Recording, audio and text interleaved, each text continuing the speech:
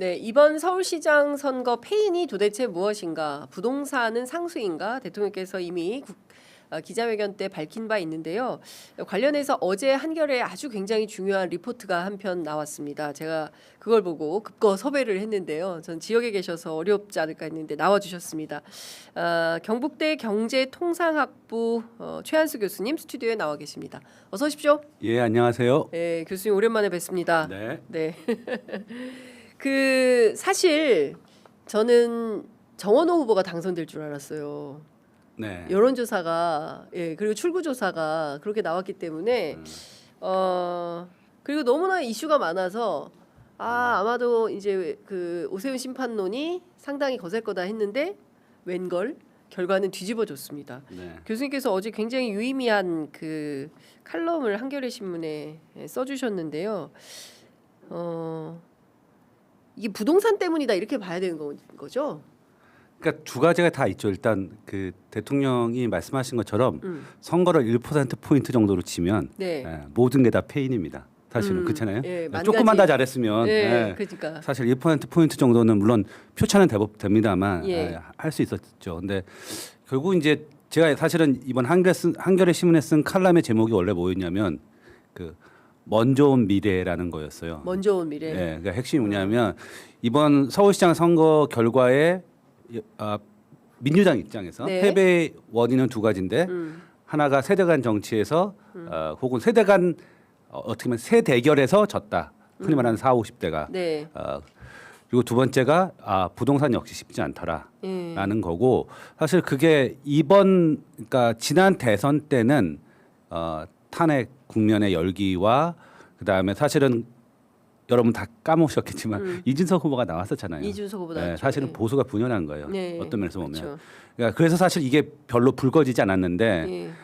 그 이전 특히 서울시 선거를 보면 그러니까 윤석열하고 이재명 대통령이 후보로 붙었던 네. 그 이전 선거부터 서울시는 꾹 민주당이 져왔어요. 한 3, 4% 포인트. 2022년 대선 때부터 이제 예. 서울은 서울. 저왔다. 서울은. 예. 예. 그리고 사실 그게 가장 크게 벌어졌던 게 예. 그 지난 지방자치 선거. 그러니까 이번 말고. 네. 예. 그리고 이제 사실은 이재명 대통령이 승리했던 선거도 이준석 후보와 김문수 후보의 표 차이를 합치면 네. 사실은 그때 뒤집어지죠. 이재명 대통령이 졌어요. 그렇죠. 예. 예. 그러니까 취지는 서울시는 원래 쉽지 않은 곳이었다. 연령별로 보면 혹은 연령과 다른 요인이 결합된 요인으로 보면. 네. 근데 다만 우리가 지난 선거 대선 때 이재명 대통령이 압승했다고 사실은 사람들이 오해하고 있어요. 서울에서 그렇지 예. 않습니다. 그래서 어려운 선거였는데 예.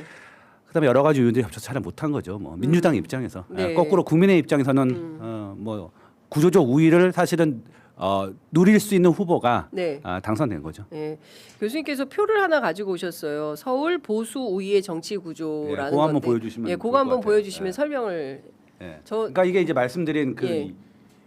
2022년 대선 예. 때부터 이게 서울 지역 득표율입니다. 아. 그리고 여기에 이제 여기는 이제 범진보 범보수를 했는데요. 예. 그러니까 이제 민주당 정의당 이게 범진보, 그다음에 예. 범보수는 이제 국민의힘하고 그다음에 이제 이준석 후보 개혁신당. 같이 하기도 했고 떨어지기도 했으니까. 예, 예. 그래서 표차를 보시면 사실은 어떻게 보면 민주당 입장에서 선전을 한 거죠. 쭉 올라가고 있잖아요. 오히려. 네. 예. 그렇지만 어쨌든 두 가지로 해석이 가능한데 서울이라는 곳은 세대결을 하면 보수와 진보가 사실은 세대결을 붙으면 최근 들어 한 번도 이긴 적이 없다는 거예요, 진보가.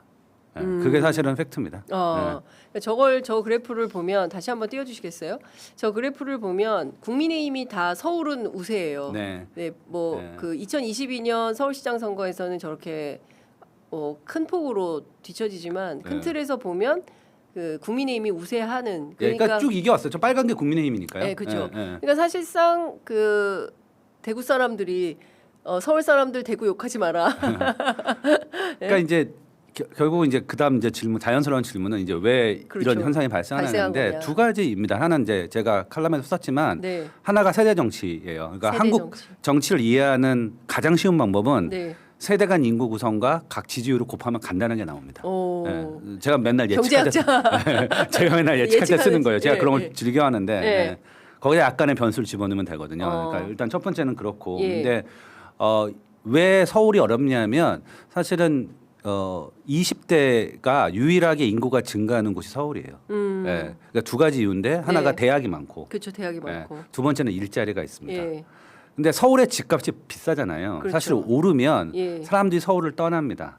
왜냐하면 집값이 비싸니까. 예. 그래서 취직을 한 사람들은 뭐 30대나 40대부터는 서울 집값이 오르면 빠져나가요. 예, 예. 그래서 경기도가 민주당세가 강한 겁니다. 예. 그러니까 서울과 경기도는 어떻게 보면 서로 주고받는 거예요. 네.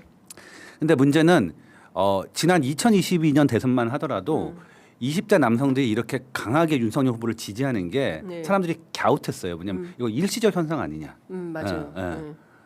근데 이번에 확인된 사실은 이게 세대 간 현상이라는 거예요. 세대 간 현상. 예, 왜냐하면 20, 30대가 똘똘 뭉쳤어요. 예. 어떻게 보면 특히 20, 30대 남성이 예. 자신의 정치적 성향을 굉장히 강하게 보수적 성향을 드러냈거든요. 음. 그러니까 이게 어떻게 보면 세대 간 역포위가 된 거죠. 네. 흔히 말하는 40, 50대가. 네. 예. 근데 이 인구 구조라는 건 쉽게 안 바뀌어요. 예. 예. 그렇기 때문에 이게 꽤 오래가는 정치적 구조 요인 뭐 이런 거라는 얘기를 하나 드린 거고요. 그래서 먼저 온 미래다. 그러니까 앞으로 서울은 그렇죠. 예. 민주당의 우세 지역이 될 수가 없다. 힘들다. 힘들다. 인구조로 보면 인구 구조와 그다음에 각 세대의 정치적 성향이 고정돼 있다고 가정하면 오늘 이제 중앙일보 일면 머릿 기사 제목이 그 2030 세대가 4050을 심판했다. 뭐 이렇게 아주 그냥 그 그거는 좀 과하신 것 과한 같고요. 것 같- 예. 그거는 뭐 그런 문제는 아닌데, 그러니까 이제 제가 그 칼럼에 썼던 내용 중에 하나가 뭐가 있었냐면 네. 이런 질문을 던지는 학자가 있었어요. 1950년대 미국도 굉장히 보수적인 사회였습니다. 1950년대. 예. 제가 하나 잠깐 말씀드리면 제가 미국 가서 공부했을 때 예.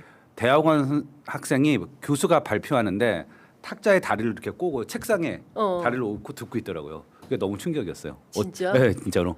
어. 그 카우치에 앉아서. 정말? 네. 네. 그래서 제가 이거를 미국 애들한테 물어봤어요. 나이 드신 분한테. 예, 예, 나 예. 이게 납득이 안 안 간다. 된다. 어떻게 그럴 수가 그때 있냐. 뭐라 그러시는지 아세요?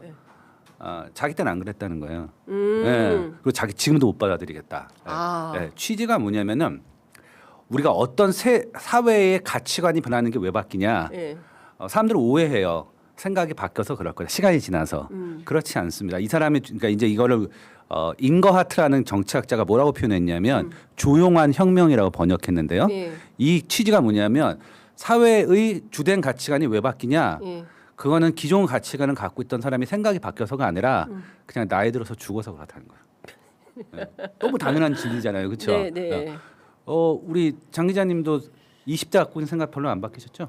뭐 그대로라고 볼 수 있죠. 사람 예. 대부분 그래요. 예. 저도 별로 안 바뀌었어요. 예. 예. 20대에 형성된 네, 자아가 네. 지금까지 그러니까 세대 간 이 가치관은 흔히 말하는 우리가 설득하고 해서 넘어가는 사람은 정말 소수고 예. 대부분은 그냥 쭉 가지고 가는 거예요. 그러니까 무슨 이유든 간에 세대 간 가치관이 결정되면 그게 몇십 년 동안의 정치적 구조를 결정하는 굉장히 중요한 요인입니다. 그러면 교수님 굉장히 우울해지는데요. 그러면 2030은 상당히 보수화됐고, 근데 이건 뭐 남자. 2030 남자. 근데 2030 그러니까 20대 여성은 또 그 정원호 후보에게 우호적이었지만 30대 여성은 또 졌어요. 30대 여성은 부동산 문제가 굉장히 컸다라고 뭐 봐야 그러니까 또 역시 뭐 사후적 해석이죠. 예. 부동산 그다음에 뭐 공약 자체가 예. 어필할 수 있는 공약이 없었다고 이 얘기도 30대 하고. 여성들에게. 그다음에 예. 또 후보의 경쟁력 차이도 확실히 있었던 것 같고요. 후보의 경쟁력 차이. 경쟁력. 예. 이를테면 어떤 경쟁력이라고? 뭐 해야 되나? 일반적으로 오세훈 후보는 뭐 흔히 말하는 이제 비주얼도 비주얼 잘생겼다. 그다음에 지명도도 높고 예. 뭐 이런 게 복합적이게 그러니까 사실 말씀드렸다시피 예. 지면 모든 게 패배 원인이고 이기면 예. 모든 게 승리 요인입니다. 그래서 그러니까 이제 취지는 이게 100%늘 고정돼 있다는 얘기를 제가 드리는 말씀은 아니고 네. 인구 구조가 이렇게 한번 짜여지면 참 쉽게 안 바뀌고 네. 실제로 사람들이 생각하는 것처럼 서울이 민주당 우위가 아니라고 생각했잖아요. 그러니까 사람들은 수도권은 민주당 그렇죠. 우위라고 생각하잖아요. 네, 네. 근데 실제 보면 아니거든요. 아니다. 그 예. 이유가 뭐냐면 하나의 요인은 세대 간 인구 구조가 바뀌었기 때문이라는 거예요. 제가 드리고 싶은 말씀은 예, 예. 그게 영원히 간다는 건 아닙니다. 예. 하지만 이걸 바꾸기에는 꽤 쉽지 않고 예. 특히 세대가 모두가 결집하면 이 인구 구조가 대로 반영돼요. 지금 그 잠실 투표 때문에 그 젊은 그 대학생들이 어제 뭐 16개 대학에서 네. 뭐 시국 선언도 하고 뭐 이른바 그 이제 재투표를 요구한 부정선거하고는 선긋기를 하지만 이 학생들의 이런 요구가 이제 공정에서 비롯된 거다. 그리고 이제 4050 세대의 어떤 위선 뭐 이런 거에 대한 어떤 굉장히 그 들끓는 분노가 있다. 뭐 그런 거하고도 표심이 연관돼 있다라고 볼 수가 있겠습니까? 어떻게 저는 보십니까? 이 건하고는 그렇게 상관은 없어 보입니다. 다만 이제 이걸 해석하는 사람들이 있잖아요. 예. 그리고 이걸 계속 누군가는 빨리 끝내고 다음 페이지로 넘어가고 싶은 사람이 있을 거고 예. 또 누군가는 이걸 계속 가져갔으면 좋겠는 그런 사람들이 이제 해석하는 측면이 있고요. 예. 20, 30대는 20, 30대의 가치를 가지고 사회 문제를 해석하는 것이고 나머지도 자기의 가치관대로 하는 거니까요. 저는 뭐 그거에 대해서 깊이 생각을 해보지는 않았어요. 일단 전 대구 사람이잖아요. 지금 대구에 계시기 때문에. 정확히 말하면 이제 세종에 살고 대구에서 학교를 다니지만 예. 어쨌든 그렇고요. 그래서 뭐 그거는 이제 다른 전문가들이 논문 평을 해주실 거고 제가 말씀드리고 싶은 취지는 하여튼 인구 구조가 정치적 성향을 일종의 선반영하는데 이게 꽤 오래가는 요인이다. 쉽게 그럼 바뀌지 않는다. 교수님께서 이제 먼저 온 미래라고 말씀을 하셨는데 그럼 2030 세대가 한 세대를 향유한다고 했을 때 네. 그러면 최소 향후 한 30년 이상은 네. 서울에 보수하는 예정된 거다 이렇게. 뭐 저는 그렇게 봐요. 제가 뭐 혼자서 그러니까 한번 지금 20, 30대가 그러니까 이것을 그대로 가져가는 물론 근데 여러 가지 변수가 있어요. 뭐 사건도 발생할 수 있고 정적 큰 사건, 예. 그다음에 아주 매력적인 후보가 나올 수도 있죠. 예를 들면 뭐 뉴욕시의 만다니 같은 사람이 또 나올 수도 있잖아요. 민주당에서 예를 들면 예. 그러니까 그거는 모르는 거예요. 그러니까 예. 이건 구조적 요인이죠. 예. 단기적 사건과 뭐 어떤 이벤트를 그러니까 배제하는 건 아니고요. 그러니까 예. 이제 다만 제가 뭐 이런 걸 한번 해본 적은 있거든요. 예. 진짜 인구 구조 가지고 예. 통계책에 하면 인구 구조가 있어요. 예측이 있어요. 어떻게 예. 될 거다. 예. 그걸 가져와서 예. 제가 한번 전국 단위 그 세대별 투표를 가지고 득표 작정당 예. 선거를 이렇게 쭉 몇 년 뒤를 예측해 본 적이 있어요. 어. 근데 정말 팽팽해요. 그러니까 그러니까- 어떻게 나왔어요? 어떻게 팽팽합니까? 그러니까 진짜 딱 진보 보수가 딱 갈려요? 아니 그러니까 딱 갈리는 게 아니라 예. 승패가 진짜 그 차이가 아주 적다는 거예요. 그러니까 무슨 말이냐면 예. 어떤 선거도 앞으로 특정 정당이 압승하는 선거가 힘들다는 거예요. 이런 인구 구조로 가면 그러니까 이거는 비단 서울뿐만 아니라 전국 전국이 단위로 전국 단위로 예. 다 해서 그러니까 소위 이제 뭐 0. 몇 퍼센트, 뭐 1%, 3% 진짜, 내외로 예. 이제 다 당락이 갈린다. 그러니까 사실 좋은 후보가 나오면 역전할 수도 있는 것이고 예. 또 어떤 사건이 생기면 뭐 탄핵 같은 뭐 반대의 사건 같은 게 생기면 계엄이나 탄핵 같은 사건이 생기면 그게 확 뒤집어지기도 하고 네. 예. 그런 거죠. 예. 하여튼 한번 이거- 해보시면 됩니다. 뭐 어렵지 않아요. 교수님이 쫙 살펴보고 분석을 해봤더니 네. 이건 비단 서울뿐만 아니라 전국적으로 네. 전체가 다 딱 붙어 있다. 그러니까 사실 그게 먼저 온 미래죠. 그러니까 예. 서울의 이번 선거 결과가 먼저 온 미래라고 제가 이렇게 표현하는 이유가 사실 그런 맥락입니다. 예.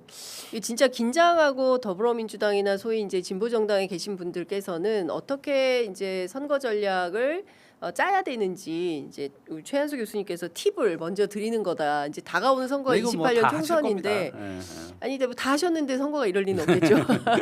그런 걸 좀 잘 분석을 했더라면 네. 미연에 방지할 수 있지 않습니까? 그래도 준비하고 미래를 맞이하는 것과 준비 없이 미래를 맞이하는 것은 전혀 다르니까요. 그러니까 이제 뭐 민주당 입장에서 집권 여당 입장에서 서울시장 선거에 여러 가지 입장이 있었는데 일단 대통령의 높은 지지율에 사실은 약간 방심했던 측면이 확실히 있는 것 같아요. 사실 인구 구조를 보면 네.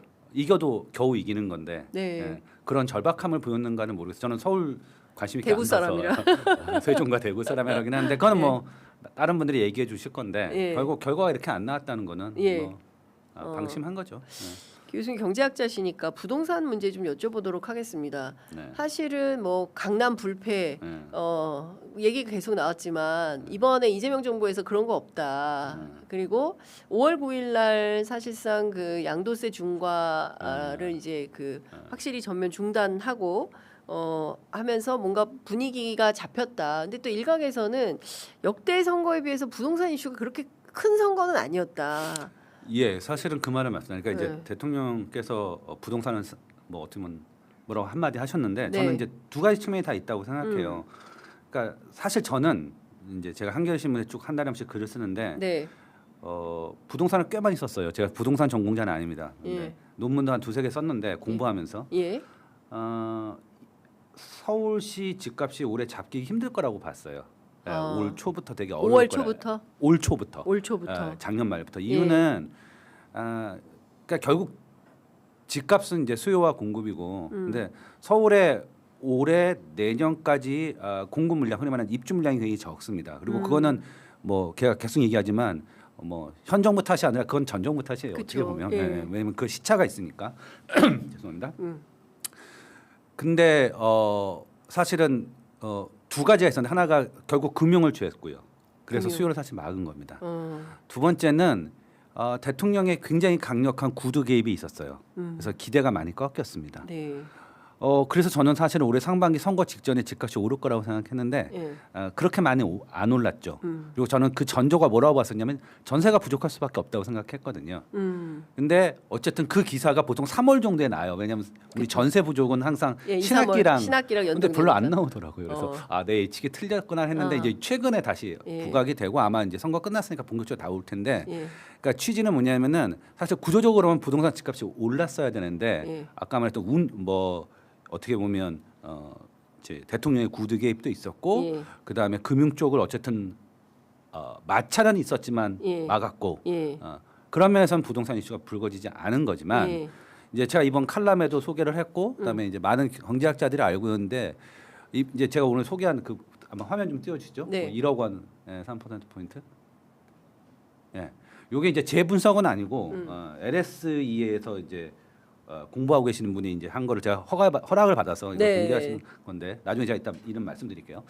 그 이분의 분석이 뭐냐면 이번 지방선거예요. 이거 예. 지방선거 결과 그러니까 투표구별 공시지가가 있어요. 예. 네, 그리고 이제 투표구별 이제 민주당 후보와 국민의힘 후보의 표격차 예, 보여준 바가 뭐냐면 그러니까 비싼 동네일수록 네.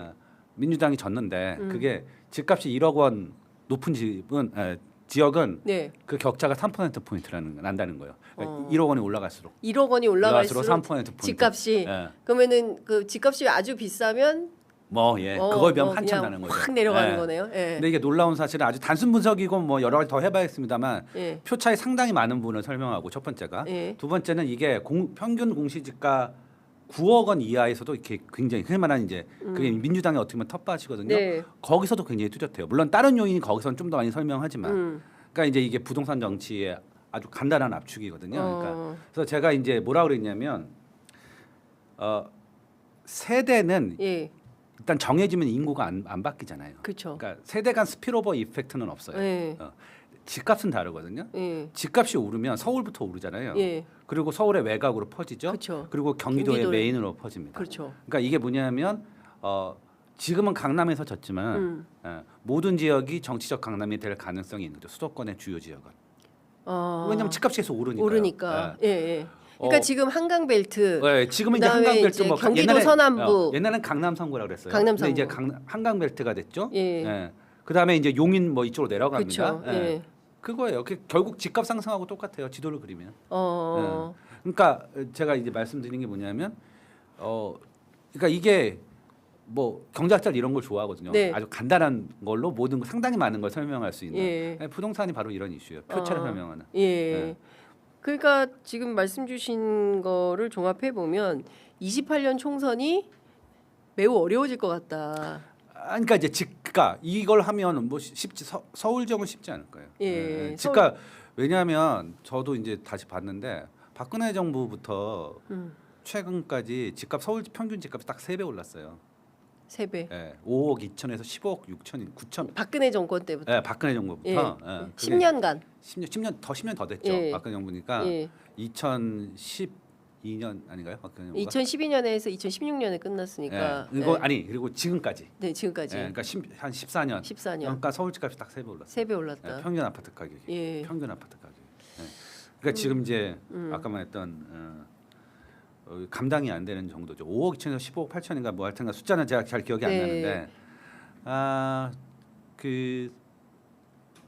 그러니까 서울 집값은 한번 떨어진 적이 없어요. 사실 떨어졌어야 될 때도 안 떨어졌습니다. 네.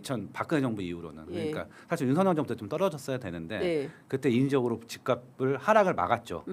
그리고 이제 다시 빨리 바뀌었는데 그 얘기는 이제 아까 말했던 대로 지금은 강남이지만 전반적으로 다 퍼지는 네. 뭐 서울의 모든 지역 주요 지역이 정치적 강남이 되고 예. 그게 이제 경기도로 퍼지면 예. 뭐 저 계산을 해보면 쉽지 않은 선거가 되는 거죠. 근데 참 고민이 되는 게요. 저도 이번에 이제 선거 보도를 하면서 전국을 다녔는데 너무 다른 거예요. 그러니까 두 가지를 저는 확인할 수 있었는데 특히 이제 강남 3구 지역에서 유권자들 인터뷰를 하면 어떤 말씀을 하시냐면 일단 보유세가 오를 거다라는 두려움과 약간 뭐 공포 같은 게 있었어요. 당연히 있죠. 그리고 민주당은 끊임없이 세금을 많이 걷어가는 정권이다. 그리고 부자를 악마화하는 당이다. 이제 이런 그래서 아니 그런 적은 없는 것 같다. 민주당 사람들도 부자가 많다라고 얘기를 해도 잘 믿지 않으세요. 그러니까 그 제가 보기에는 그러면은 앞으로 민주당은 그동안 이제 김대중 정부 때부터 중산층과 서민의 정당을 표방해 왔는데 이제 서울을 잡는 게 굉장히 중요하고 그럼 앞으로 이걸 노선을 어떻게 가져가야 되는 것이냐. 그러니까 이게 참 쉽지 않은 되게 어려운 문제가 문제인 저는 것 이제 같아요. 정치 컨설턴트는 아니니까 그런 말씀드리는데 일단 네. 팩트부터 다시 정리할게요. 네. 박근혜 정부 출범 당시에 서울 아파트 평균 가격이 5억 2천이었어요. 예. 지금 얼마냐면 15억 7천입니다. 15억 7천. 그러니까 3배 딱 늘은 딱 거죠. 올랐네. 예. 예. 그리고 이제 아까 요 데이터를 제공해 주신 분은 이제 LS에 있는 신수헌 박사. 네. 요거요. 일단 예. 크레딧을 밝혀야 되니까. 예. 그러니까 제가 최근에 한 연구를 봤는데 아직 공개되진 않았는데 예. 이제 핵심 뭐였냐면 종부세 누가 내냐 이거였어요. 종부세 누가 내냐. 야, 그걸 진짜로 프로파일을 만든 거예요. 어. 인구 데이터를 가지고 예. 결론이 뭐냐면 진짜 딱 60대 이상 절반, 40, 50대 절반이에요. 예, 우리가 생각하는 것처럼 뭐 압도적으로 나이 들어서 다 낸다 이거 아니고 네. 어, 60대와 40, 50대. 거의 52대 48 뭐 이 정도 비중입니다. 예. 더 재미있는 사실은 그럼 누가 내냐? 예. 집을 보유한 지 11년 정도 되면 이제 종부세를 내릴 사람들이 생긴다는 거예요. 평균 주택 11년. 보유 연한이 11년이더라고요. 그러니까 아주 단순하게 해석을 해보면 왜 종부세가 사람들의 마음을 바꾸냐? 그러니까 서울의 집값 결국 그리고 종부세는 압도적 90%가 서울입니다. 네. 다른 지방 뭐 대구나 거의- 세종 혜택 사항 없어요. 네, 그러니까 이건 완전한 서울 이슈입니다. 예. 내가 서울에서 들어와서 집을 사면 예. 이 정도의 상승 속도라면 예. 한 10년 뒤에는 이제 종부세 걱정을 해요. 물론 종부세 액수가 크냐 작냐는 중요하지 않아요. 내냐 안 내냐. 내냐 안 내냐가 중요해요. 왜냐하면 예. 자기가 얼마 받을지 나중에 알거든요. 예. 그리고 그 두려움이 있고 이미지라는 게 있잖아요. 우리가 그러니까 선입견 뭐 그러니까 그거를 바꿀 수는 쉽지 않고. 그러니까 이게 갖고 있는 함의가 뭐냐면 네. 그리고 이제 상위 10%가 됩니다. 그게 상위 10%가 되는 거죠. 대한민국에. 사실은. 예. 그러니까 요 팩트를 어떻게 해석할 것인가에 따라서 각자 생각이 다른 거예요. 60대가 내고 상위 10%면 정치적으로 보면 어떤 특정 정당의 정치 우리 당의 지지 세력과 안 맞네 막 하자 이럴 수도 있죠. 네. 거꾸로 40, 50대가 절반이 내고 서울에 사는 수도권의 사람들은 한 10년 정도 계속 집값이 상승하면 어떤 식으로 낼 수 있어? 뭐 이러면 달라지게 생각할 수 있는 거죠. 그러니까 그게 하나 있고요. 네.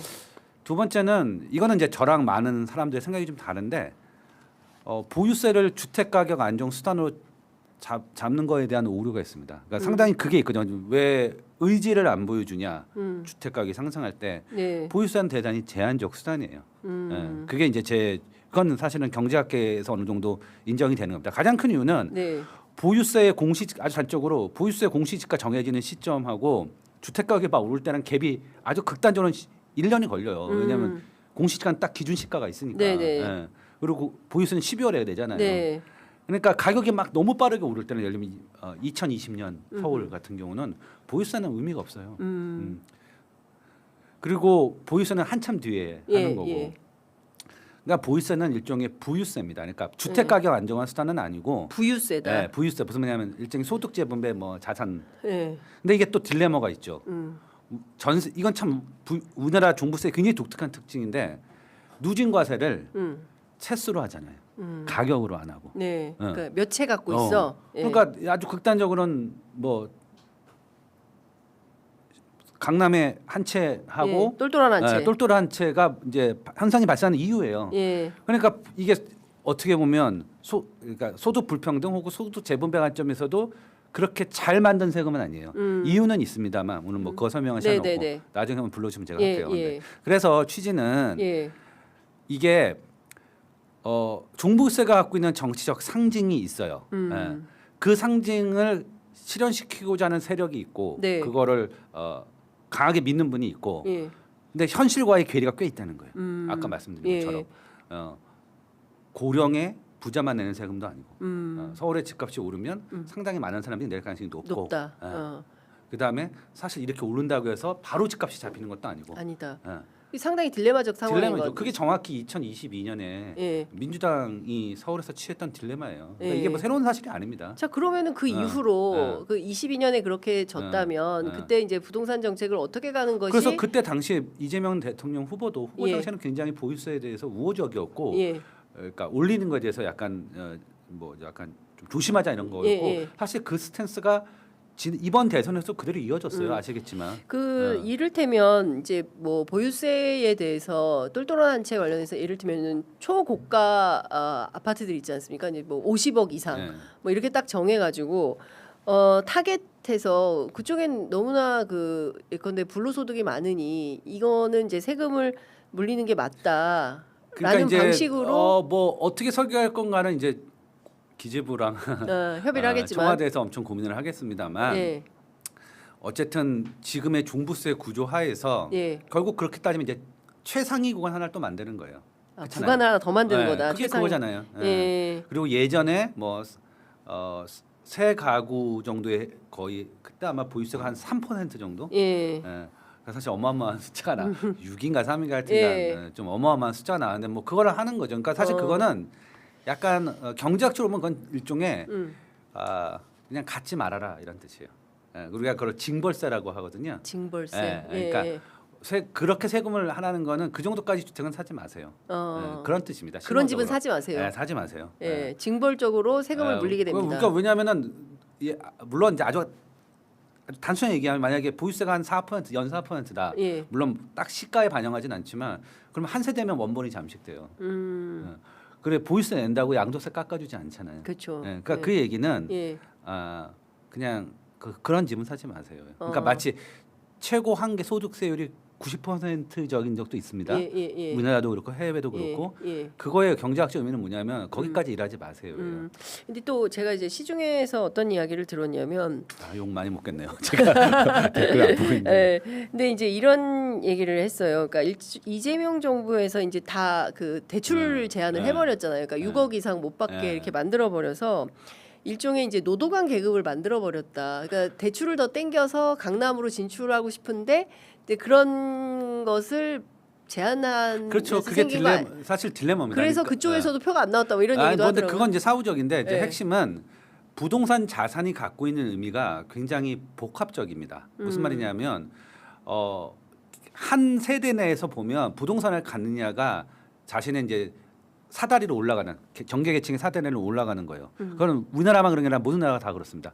일단 자가를 마련해야 그 다음부터 부가 쌓여요. 네. 그래서 전 세계 모든 나라가 1가구 1주택에 대해서 여러 가지 혜택을 줍니다. 네. 예. 그게 지나치면 똘똘한 한 채가 되는 네, 거고요. 예. 그 다음에 근데 문제는 뭐냐면 집값이 너무 빨리 오르면 예. 이게 세대 간 갈등 이슈가 돼요.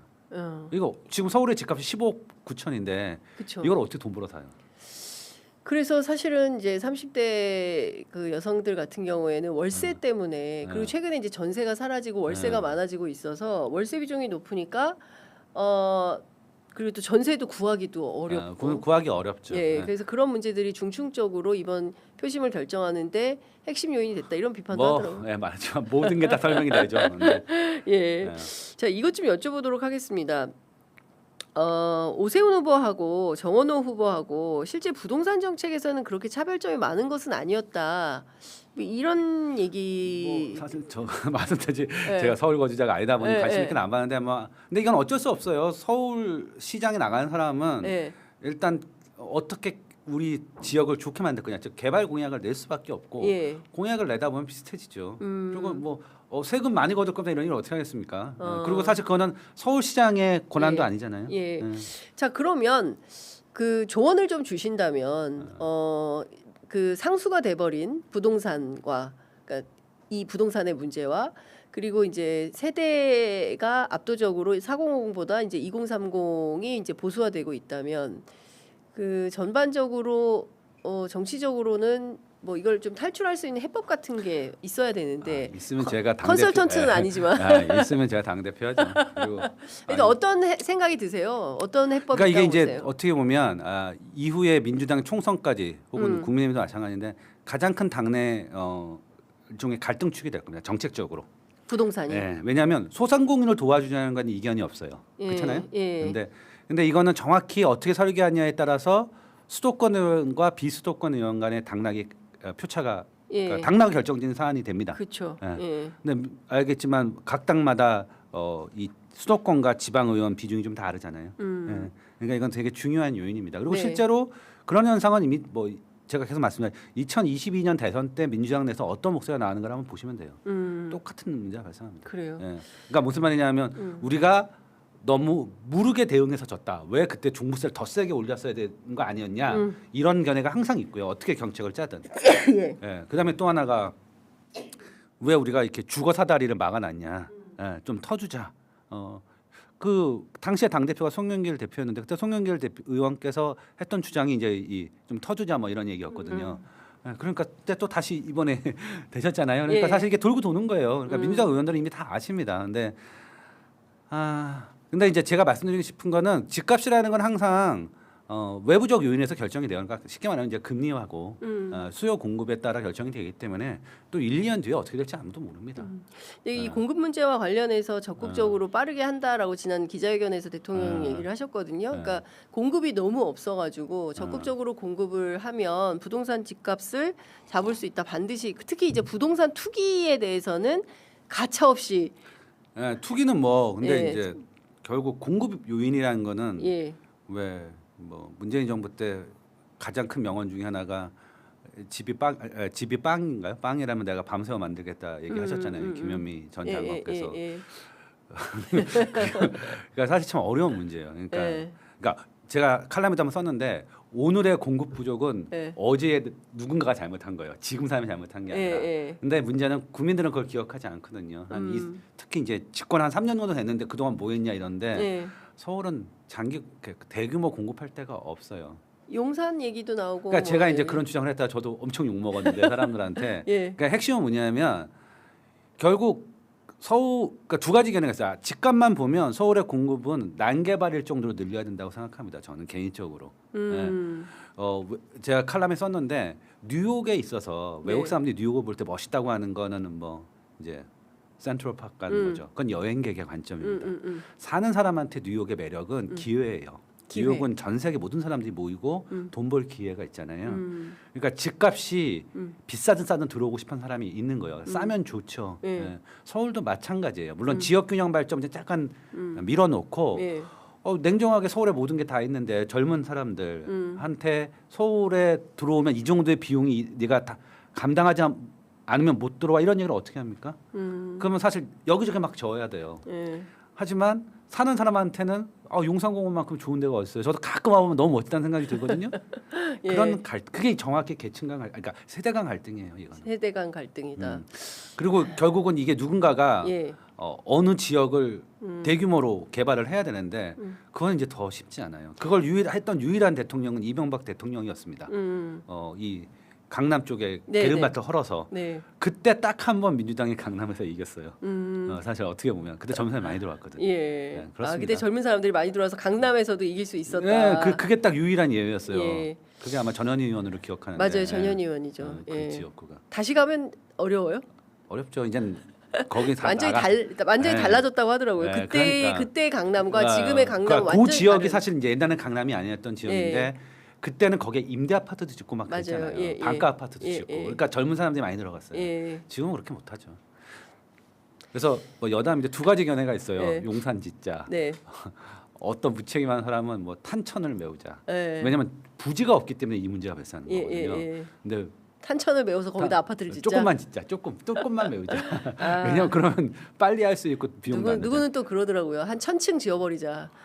그러니까 이제 이러면 제가 엄청 욕 먹어요. 예. 도시 연구하시는 분들한테 네가 예. 뭘 하냐 이런데 예. 그냥 하나의 아이디어죠. 뭐 저는 책임 있는 정책 결정자는 아니니까 뭐 이런 의견이 있다 정도 알겠습니다. 들어주시면 됩니다. 부동산의 노예가 되어 있는 나라가 서글프지요. 보유세를 늘리려면 확 늘리던가 찔끔찔끔 간 버는 것도 아니고 이렇게 비판. 청와대가 세종으로 옮기는 시점쯤에는 서울 집값은 어떻게 될까요? 이런 말씀도 주셨습니다. 개인 이익만을 위해서 선택하는 국민들이 많아지면 국힘당이 독점하고 나라는 망합니다. 이런 의견.